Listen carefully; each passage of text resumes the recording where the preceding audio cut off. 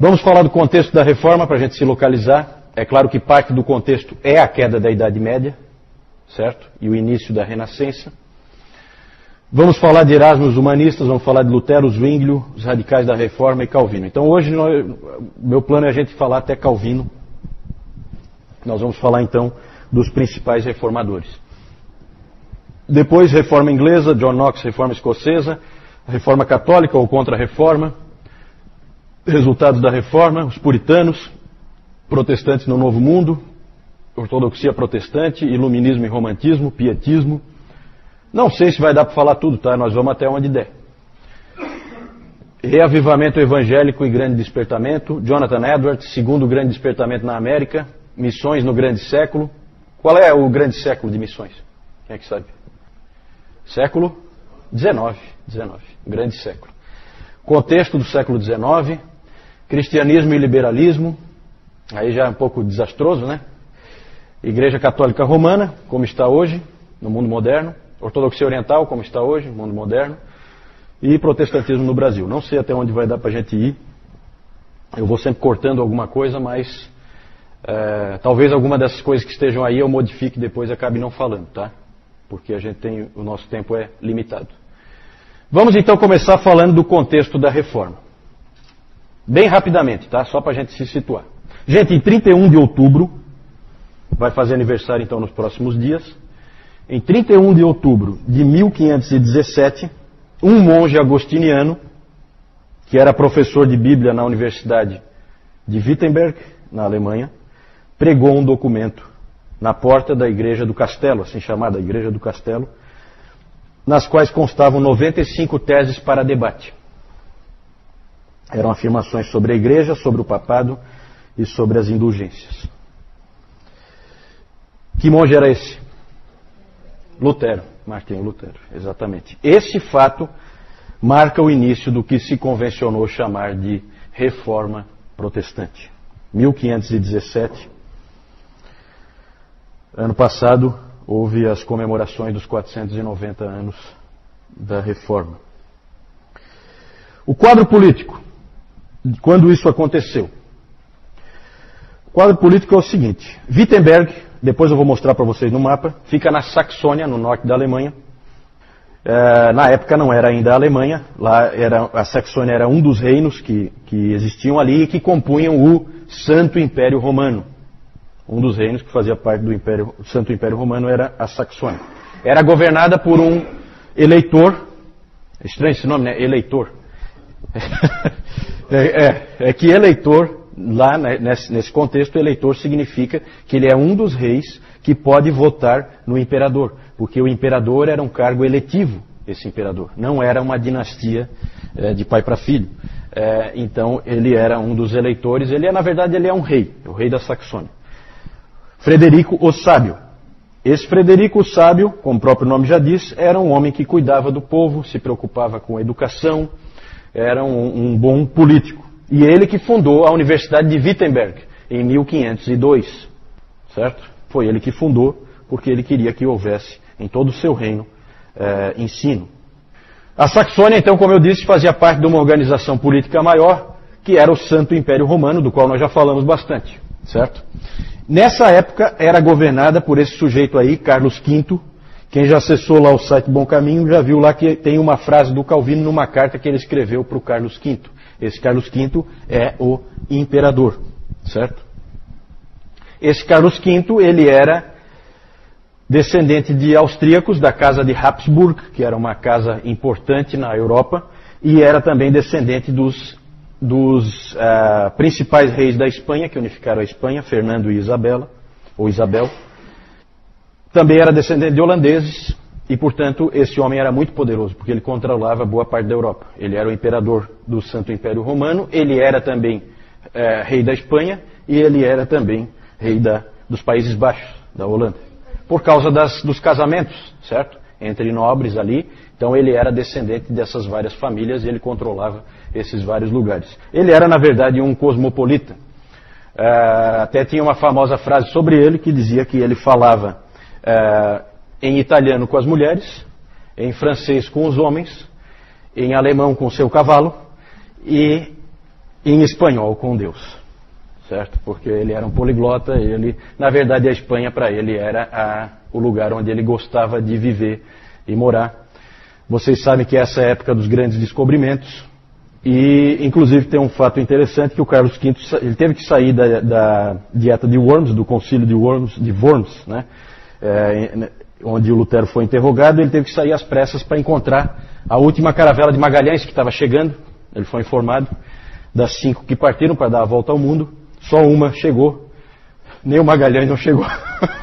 Chegaram destroçados, arrebentados, né? Mas uma caravela chegou e tinha se dado a volta ao mundo. Então é interessante que tudo isso aí está junto nesse bolo, certo? A Espanha tinha sido finalmente unificada, os mouros tinham sido expulsos, Fernando e Isabel foram os grandes reis da Espanha que conseguiram fazer isso, e eles eram reis profundamente católicos. Se diz a respeito de Fernando e Isabel que eles eram mais católicos que o Papa, e provavelmente é verdade.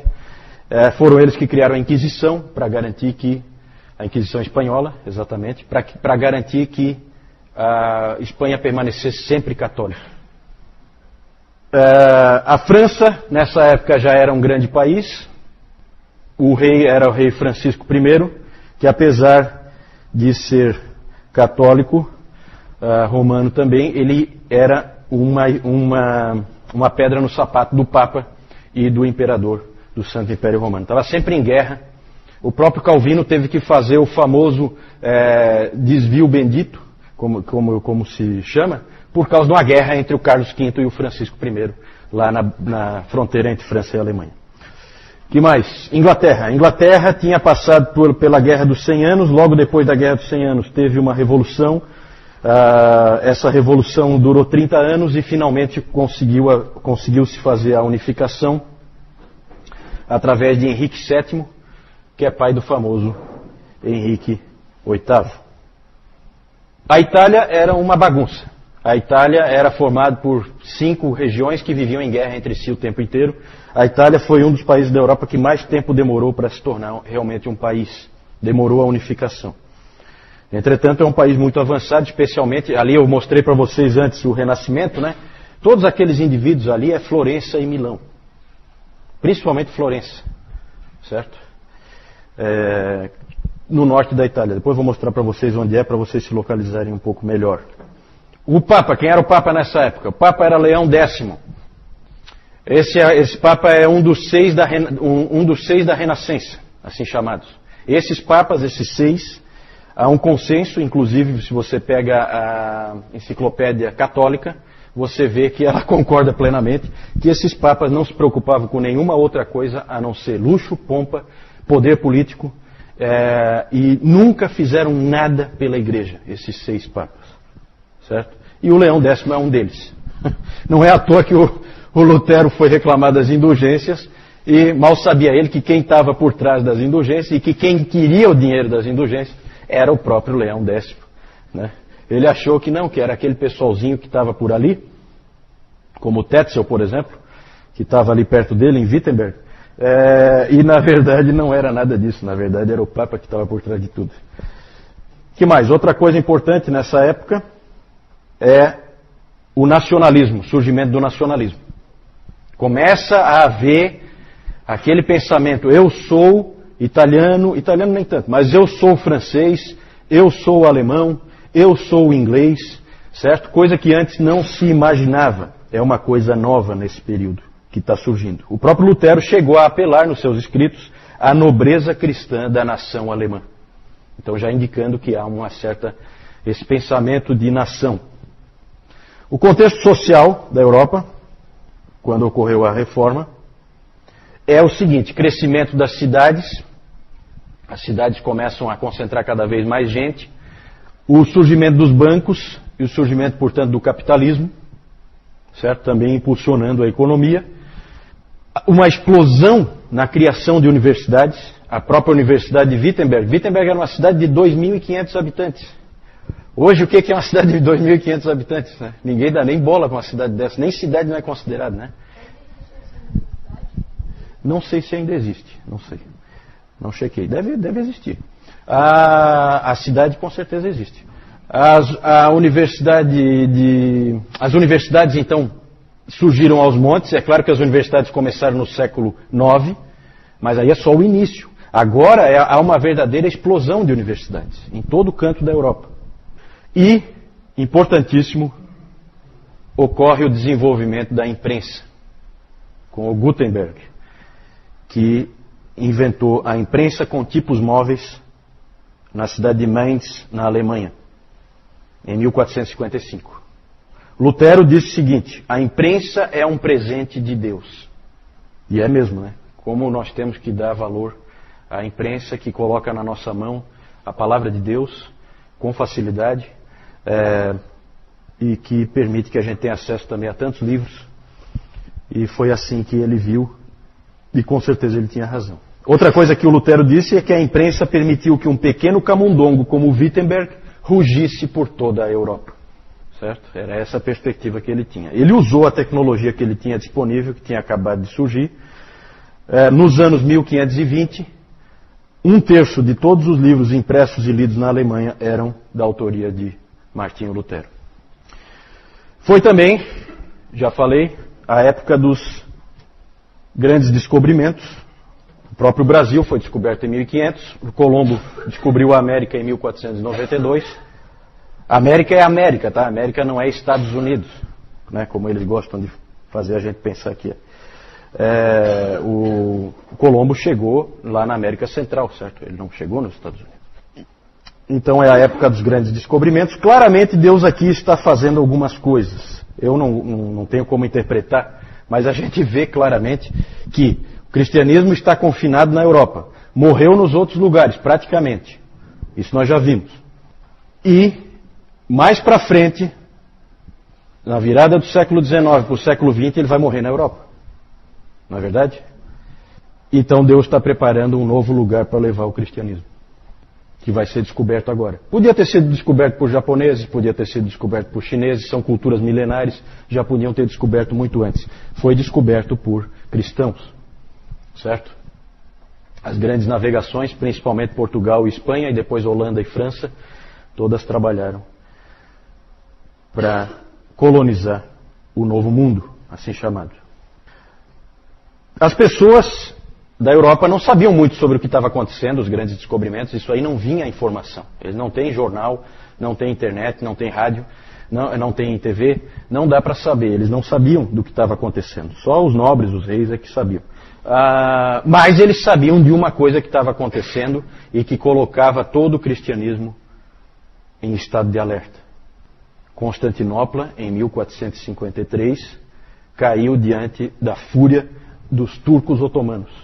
E esses turcos otomanos começaram a ir para os Balcãs e começaram a atingir já a Hungria e estavam vindo perigosamente. Lutero se preocupava muito com o avanço deles. Aparentemente, se nada fosse feito, o cristianismo poderia ser fortemente ameaçado e, se não, até desaparecer por causa da pressão desses turcos otomanos que estavam chegando por ali.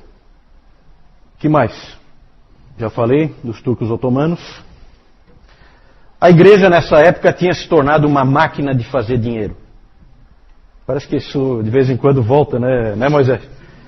Parece que é cíclico. Não há nada de novo debaixo do sol. Um cardeal em Roma disse o seguinte, nessa época: Deus não deseja a morte dos pecadores, mas que eles paguem e vivam. Que pastor, hein? Que pastor, é isso que a igreja precisa, um homem assim. O dinheiro que era arrecadado era usado para manter as tropas do Papa, geralmente soldados mercenários suíços, até hoje se diz guarda suíça, né? É a guarda do Papa lá no Vaticano, né? Porque a Suíça sempre produziu mercenários contratados, seus soldados contratados para trabalharem a serviço do Papa, já que o Papa não tinha um território assim para agregar soldados. E também para a construção da grande Catedral de São Pedro, que era e outros projetos daqueles papas do Renascimento. Nessa época também na igreja eram muito importantes as relíquias. Vocês leram lá o texto que eu entreguei para vocês, de como era o pensamento naquela época, e as relíquias tinham uma importância grande. O próprio Calvino uma vez fez uma sátira, né? Ele brincou com essa história das relíquias, dizendo que havia pelo menos uns 15 crânios de João Batista espalhados pela Europa e pedaços da cruz suficientes para fazer uma cruz tão alta que ninguém veria o topo. Né? Então o Calvino dava risada dessas relíquias, mas era comum ter nessa época. Uma outra coisa que era moda nessa época também eram as indulgências.